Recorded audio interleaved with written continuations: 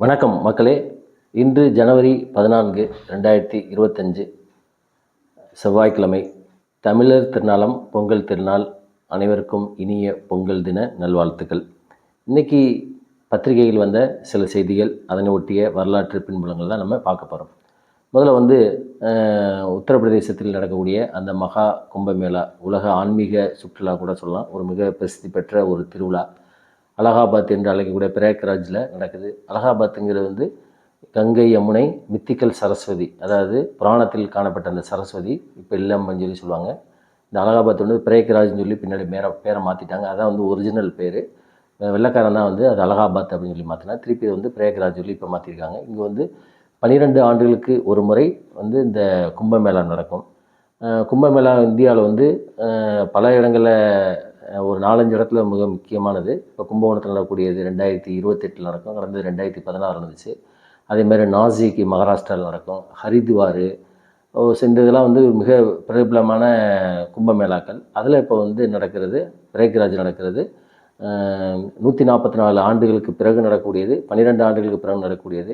அதாவது இந்த 144 ஆண்டுகளுக்கு முன்னாடி பல அந்த செலஸ்டியல் பாடி, அதாவது வானிலை அந்த கிரணங்கள்லாம் ஒரே நேரத்தில் வருது அப்படின்னு சொல்லி சொல்கிறாங்க. இது பிரயாக்ராஜ் நடக்கக்கூடிய இந்த மகா கும்பமேளா. இதில் பார்த்திங்கன்னா நேற்றுக்கு ஜனவரி 13 பிப்ரவரி 26 வரைக்கும் இந்த கும்பமேளா நடக்குது. ஆக்சுவலாக சிவன் ராத்திரி வரைக்கும் நடக்கும். 45 நாட்கள் நடக்கக்கூடியது. உலகத்திலிருந்து பல்வேறு முனைகள், அமெரிக்கா, ரஷ்யா, சவுத் ஆப்பிரிக்கா போன்ற பல நாடுகளிலிருந்து ஏராளமான இந்து வழிபாட்டில் வழிபடக்கூடிய மக்கள்லாம் வழிபடுவாங்க. இது ஒரு மதம் ரீதியாக இல்லாமல் கூட அனைத்து மதத்தினருக்கும் இதில் கூட கலந்துக்குவாங்க அப்படி கூட சொல்லுவாங்க. இது இன்றைக்கி நாடு முழுவதும் 1 லட்சத்துக்கு நேற்றுக்கு மட்டுமே கிட்டத்தட்ட 1.5 கோடி பேர் இதில் இந்த மகா கும்பமேளாவில் நீராடி இருக்காங்க அப்படின்னு கூட செய்தியில் வந்துச்சு. ஸ்டீவ் ஜாப்ஸோட மனைவி கூட இதில் கலந்துக்கிட்டாங்க அப்படின்னு சொல்லி சொல்கிறாங்க. கிட்டத்தட்ட ஒரு 40 கோடி பேர் இதில் கலந்துக்குருவாங்க அப்படின்னு சொல்லியும் அந்த உத்தரப்பிரதேச அரசாங்கம் இது சிறப்பாக ஏற்பாடுகள்லாம் முன்னேற்பாடு செஞ்சுருக்காங்க. இந்தியாவில் பல முனைகளிலிருந்து ஆயிரக்கணக்கான ட்ரெயின்லாம் விட்டுருக்காங்க. தமிழ்நாட்டில் கூட பல ட்ரெயின்லாம் விடப்படுது அப்படின்னு கூட சொல்கிறாங்க.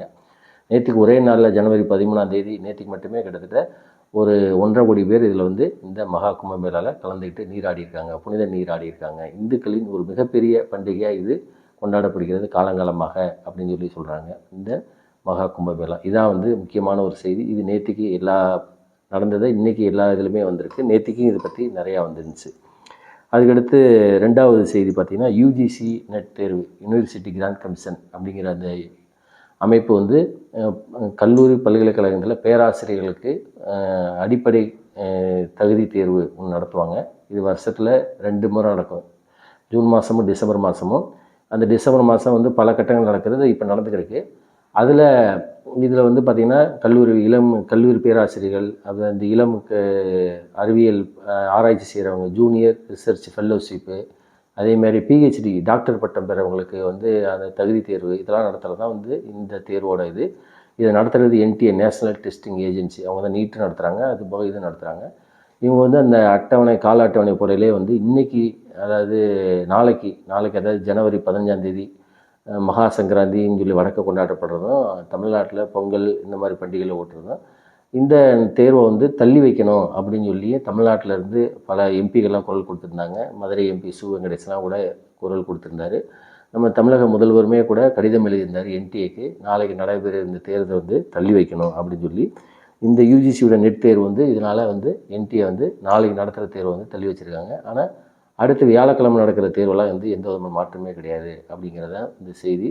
ஏன் அப்படின்னா, திருவிழாக்கள் இந்த ஃபெஸ்டிவல் டைமில் மாணவர்கள் இந்த தேர்வு எழுதுகிறவங்களால சரியாக இது பண்ண முடியாது, கான்சன்ட்ரேட் பண்ண முடியாது அப்படிங்கிறனால இது அடுத்த செய்தியாகவும் எல்லா பத்திரிகையிலுமே வந்திருக்கு. அதுக்கடுத்த செய்தி பார்த்திங்கன்னா, ஜெயலலிதாவை பற்றி. அவர்கள் தமிழ்நாட்டோட முன்னாள் முதல்வர். அவங்க இந்த சொத்து குவிப்பு வழக்கில் சிறை தண்டனை பெற்று 2014 அந்த பெங்களூர் சிறப்பு நீதிமன்றம் விசாரணை பண்ணிக்கிருந்துச்சு.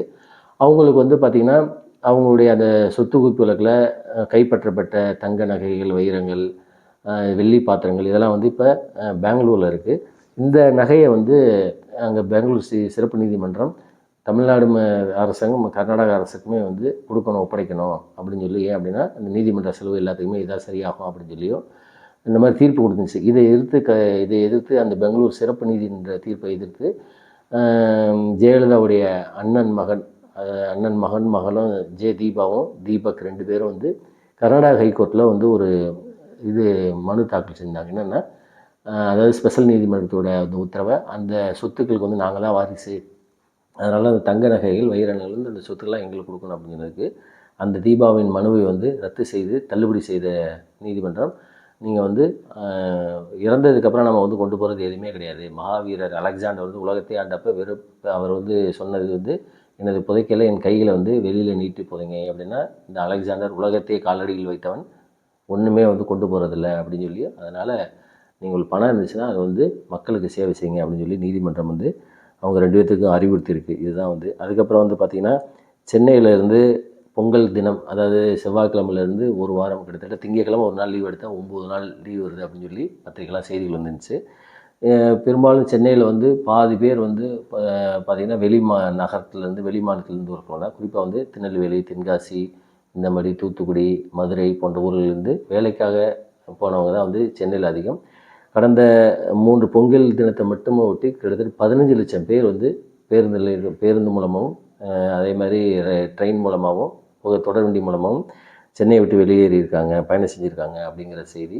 நிறைய இடத்துல பார்த்திங்கன்னா ரயில்வே ஸ்டேஷன்லாம் ஒரே குளறுபடிலாம் நடந்திருக்கு, ஒரே அடிதடி அதெல்லாம் நடந்திருக்கு. ஏன்னா டிக்கெட் இடம் கிடைக்காம. அதே மாதிரி பஸ்ஸுலையுமே பார்த்திங்கன்னா மொபசல் பஸ்ஸுலலாம் வந்து ரேட்டு 4000, 5000, 500 1000 இருக்கிறதெல்லாம் வந்து அந்த மாதிரி அதிகமான விலைக்கெலாம் விற்றுருக்காங்க. இது கவர்மெண்ட் வந்து நடவடிக்கை எடுக்கல, சும்மா பேருக்கு வந்து அபராதம் விற்றேன் அப்படின்னு சொல்லி சொல்கிறாங்க. இதுதான் வந்து அடுத்த செய்தி.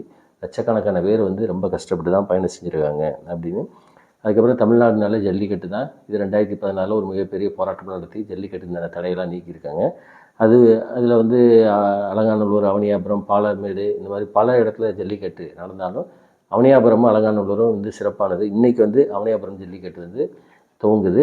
இதில் வந்து வெற்றி பெறக்கூடிய வீரர்களுக்கு, அதாவது அந்த வெற்றி பெற வீரர்களுக்கெல்லாம் சரி, அல்லது அந்த மாடை வளர்த்தவங்களுக்காலும் சரி, கார் கொடுக்குறது, அதே மாதிரி டிராக்டர் கொடுக்குறதெல்லாம் வந்து பரிசாக கொடுப்பாங்க. டிராக்டர் கொடுக்குறது சரி, ஆனால் கார் கொடுக்கக்கூடாது, காருக்கு பதிலாக நீங்கள் வந்து மற்ற விவசாயம் சார்ந்தது கொடுக்கலாம் அப்படின்னு சொல்லி போன முறையே வந்து சொல்லியிருந்தாங்க. இந்த முறையும் அவர் பாமக தலைவர் அன்புமணி ராமதாஸ் வந்து என்ன சொல்லியிருந்தாருன்னா, டிராக்டர் கொடுக்குறத வரவேற்கிறோம், அதே சமயத்தில் விவசாயம் சார்ந்த மற்ற பொருட்கள் கொடுத்தா நல்லாயிருக்கும் அப்படின்னு சொல்லியும் வந்து அறிவிப்பு ஒரு ஸ்டேட்மெண்ட் விட்டுருக்காரு. அடுத்து ரூபாயின் மதிப்பு வந்து பார்த்திங்கன்னா, நேற்றுக்கே நம்ம வந்து இதை பற்றி வீடியோவில் பேசியிருந்தோம். நேற்றுக்கு, அதாவது திங்கட்கிழமை வரைக்குமே வந்து ரூபாயின் மதிப்பு வந்து 86.70 டாலருக்கு நிகரான ரூபாயின் மதிப்பு கடந்த 2 ஆண்டுகள் இல்லாத அளவுக்கு கடும் வீழ்ச்சியை சந்திச்சிருக்கு அப்படின்னு சொல்லி சொல்கிறாங்க. இதுக்கு முக்கியமான காரணம், பங்குச்சந்தையில் வந்து வெளிநாடு அந்த முதலீட்டாளர்கள், இன்வெஸ்டர்ஸ் வந்து அதிகமான பணத்தை வெளியில் எடுத்துகிட்டு போனதுனாலையும், அமெரிக்காவில் வேலைவாய்ப்புகள் அதிகமாக உருவானதுனாலையும், டொனால்ட் ட்ரம்ப்போட சமீபத்தில் பேட்டினாலையும் இந்தியாவோட ரூபாயின் மதிப்பு கடுமையான வீழ்ச்சி அடைஞ்சிருக்கு அப்படின்னு சொல்லி சொல்கிறாங்க. அதேமாதிரி கச்சா எண்ணெயோட விலை அதிகமாகிறதுனாலையும் இந்தியாவோட ரூபாய் மதிப்பு கடுமையாக வீழ்ச்சி அடைஞ்சிருக்கு. 86.7066 அப்படின்னு சொல்லி சொல்கிறாங்க. ஸோ இது வந்து ரொம்ப ஒரு அதிர்ச்சிகரமான செய்தியாக இருக்குது. 2 வருஷத்தில் இந்த மாதிரி டாலருக்கு நிகரான ரூபாயின் மதிப்பு இந்த அளவுக்கு வீழ்ச்சி அடைஞ்சதே இல்லை அப்படின்னு ஒரு செய்தி வந்து எல்லா பத்திரிகைகளுமே வருது. அதே மாதிரி பார்த்திங்கன்னா, வங்கதேச தூதருக்கு இந்தியா சைனாவுக்கும் இடையில் இந்த லைன் ஆஃப் கண்ட்ரோல், அந்த எல்லையில் சில பிரச்சனைகள் நடந்துக்கிருக்கு. அதே சமயத்தில் வங்கதேசத்துலேயும் வந்து எல்லையில் வந்து ஒரு 5 இடத்துல வந்து இந்தியா வந்து வேலி அமைப்பதில் தொடர்பாக சில கருத்து வேறுபாடு வந்துச்சு. அதுக்கு ஞாயிற்றுக்கிழமை என்ன பண்ணியிருக்காங்க அப்படின்னா, வங்கதேசத்துலேருந்து இந்திய தூதரை அழைத்து அவற்றை வந்து இந்தியா மீதான அந்த கருத்து வேறுபாடு, ஆதங்கத்தையும் கோபத்தையும் வங்கதேசம் தெரிவிச்சிருந்தது. இதுக்கு பதிலாக நேற்றுக்கு திங்கட்கிழமை இந்தியா வந்து வங்கதேச தூதரை அழைத்து இந்தியா வந்து எந்த விதமான அந்த வேலி அமைப்பதில் எந்த விதமான ஒப்பந்தத்தையும் அல்லது அடுத்த ஆளுடைய இடத்தையோ லைன் ஆஃப் கண்ட்ரோலையோ வந்து மீறவே இல்லை, கரெக்டாக விதிப்படி தான் நாங்கள் செயல்பட்டுருக்கோம் அப்படின்னு சொல்லியும் ஒரு விளக்கம் கொடுத்துருக்கு. இதே மாதிரி தான் சைனாவுக்கும் இந்தியாவுக்கும் இடையில் அந்த எல்லைப்புறத்தில் சில சலசலப்பு ஏற்பட்டிருக்கு அப்படிங்கிற சில செய்திகள் தான் வந்து இருக்குது. அதே மாதிரி ஜம்மு காஷ்மீரில் ஒரு மிகப்பெரிய 2400 கோடியில் வந்து ஒரு மிகப்பெரிய டனலை வந்து நமது பாரத பிரதமர் திறந்து வச்சுருக்காரு அப்படிங்கிற செய்தியும் இன்றைக்கி பத்திரிக்கைலாம் வந்திருக்கு. இதுதான் வந்து இன்றைக்கி பத்திரிக்கையில் வந்த சில முக்கியமான செய்திகள். இந்த வீடியோ உங்களுக்கு பிடிச்சிருந்துச்சுன்னா லைக் பண்ணுங்கள், ஷேர் பண்ணுங்கள், மறக்காமல் கமெண்ட் பண்ணுங்கள், உங்கள் நண்பர்களெலாம் பகிருங்கள். மீண்டும் நாம் அடுத்த வீடியோவில் சந்திப்போம். ஏதாவது உங்களுக்கு ஒரு டாப்பிக்கை பற்றி பேசணும் அப்படின்னு சொல்லி சொன்னால் அதையும் மறக்காமல் கமெண்ட் பண்ணுங்கள். நன்றி, வணக்கம்.